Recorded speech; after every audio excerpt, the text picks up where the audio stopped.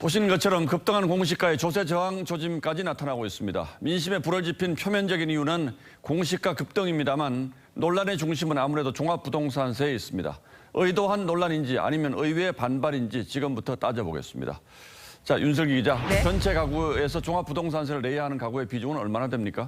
네, 1주택자 기준으로 이 종합부동산세를 내야 하는 공시가 9억 원 초과 주택은 올해 52만여 호로 전체의 3.7%입니다. 주택 100채 중 3채 정도가 종부세를 내니 비중이 작다고 볼 수도 있겠죠.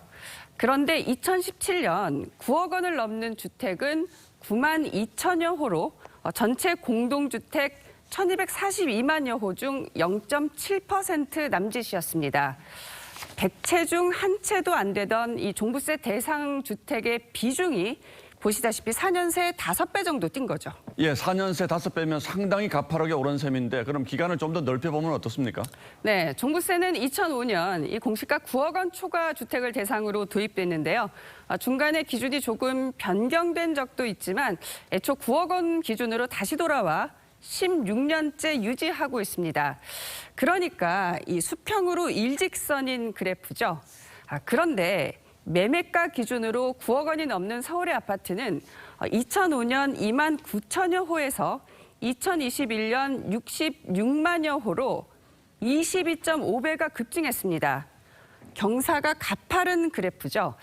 즉 종부세는 그대로인데 집값이 뛰면서 보시다시피 두 그래프 사이에 이 세모 구간이 커지고 있습니다.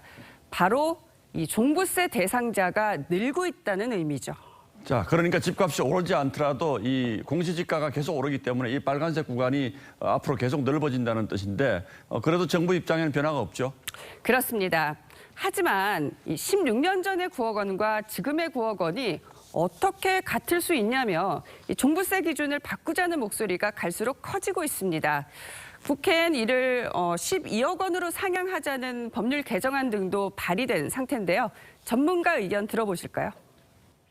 소득은 늘어나지 않는데 불구하고 자본이득에 의해서 부과되는 종합부동산세는 시민들 입장에서 볼 때 부담스러울 수밖에 없습니다.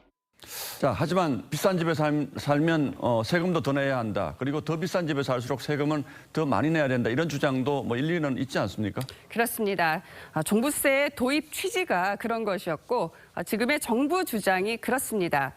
하지만 최근 집값이 너무 급격하게 오른 게 정부의 잘못된 부동산 정책 때문이라는 생각이 커지면서 이른바 조세 저항이 생기는 것도 사실입니다.